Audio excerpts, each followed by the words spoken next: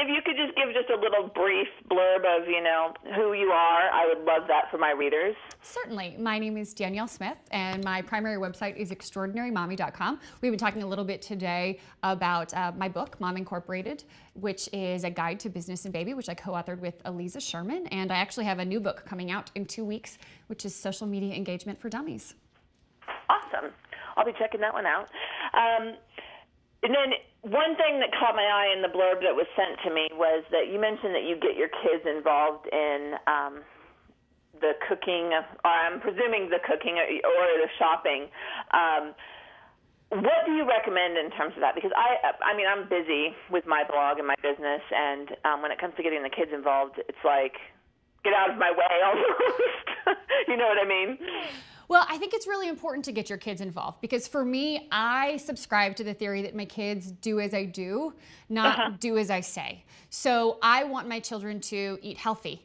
I want them to enjoy being in our home. I want them to treat people kindly. So if I want them to subscribe to those, I have to act the same way, which means that I can't always be saying, get out of my way, even if I am in a crazy space where I'm working. You know, I was talking earlier to someone, and we were talking about how important it is to juggle. And you've got Mom Incorporated. We were talking about Mom Incorporated, which is a guide to how to do both, right? So it is a juggle. And when we talk about that juggle, we're going to talk about how, right here, what I've got here in front of me is how important it is to be feeding your family well, to have a cost-effective space in your home. How do I juggle this space where I make sure we eat well and I'm not spending a fortune? And well, today we're talking about pork, because pork is such a cost-effective way to do that.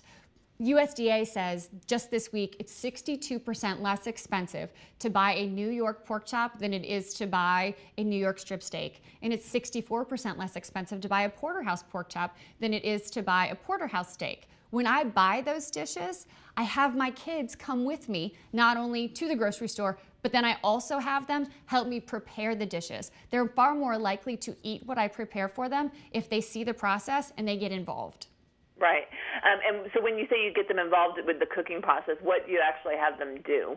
Well, my kids are a little bit older now, my small people. They are just turned 7 and getting ready to turn 9. So when they were younger, it was more stirring. Now I can actually teach them how to use knives that aren't super sharp yet. So they can, the dish that I have in front of me is one that I worked with the National Pork Board to create. And this is a dish that falls into the category of being $10 or less to feed a family of 4. So this is a minted strawberry avocado salsa that goes on a grilled pork chop. I can have them dice avocado because it's a soft one. I can have them cut up strawberries. I can show them how to squeeze a lime. That's all stuff that's really easy. These different individual ingredients go into the salsa along with a little bit of red onion and some mint. I can show them how to do this. When they get involved in that process, they're far more likely to eat what they prepare themselves. Right. Okay. And then do you have a routine or schedule, I'm presuming you must, for balancing your business and, things like preparing good meals like this, that sometimes when, especially as a blogger and you run your own business, your schedule can overwhelm you because you always work. Yes. Well, I'm going to jump on one of the words you said, which was balance, because to me, I never feel balanced. A while back, I learned very quickly that I had to stop striving to feel balanced because I always failed.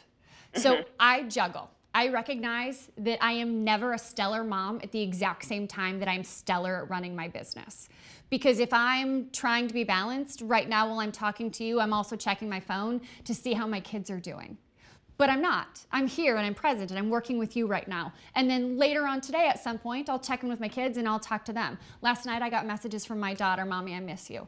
I recognize that that's part of the juggle that I live within, and occasionally I drop some balls. Do I have a schedule? Sometimes. Is it overwhelming? Absolutely. Because my kids are a little bit older. So being a little bit older, they're in school full time.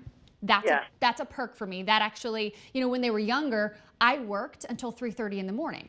So you have to figure out what the correct time frame, what the correct schedule is that works best for you.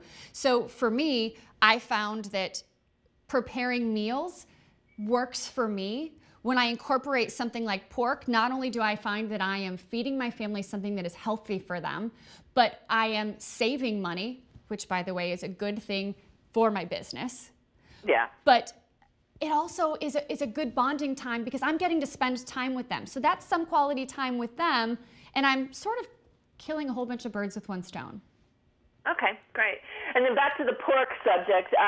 Now that you're obviously starting to cook more with pork with this campaign, do you have a favorite, something unusual, something different that you can share? Well, this particular dish is definitely a favorite of mine, and I can't tell you how much I have loved finding out how cost-effective it is and also how to cook the individual cuts of pork. I don't know if you noticed that I said porterhouse pork and New York pork, but that's actually different, right? Yeah. Okay, those are terms that we have traditionally associated with beef. But one of the reasons that all of those names are changing, and that's going to be rolling out this summer, it's changing because we have traditionally understood how best to cook beef, and we've wondered, how do we cook pork? Well, now it's not only are the names changing, but there's going to be information on the packages that tells us, that guides us a little bit. So not only is pork an inexpensive, cost-effective option for us, but it's also an easy option because now we're going to understand how to cook it. 145 degrees internal temperature is medium rare. 160 degrees internal temperature is medium. And definitely want to use a meat thermometer because that's how you will know for sure that you have reached that internal temperature.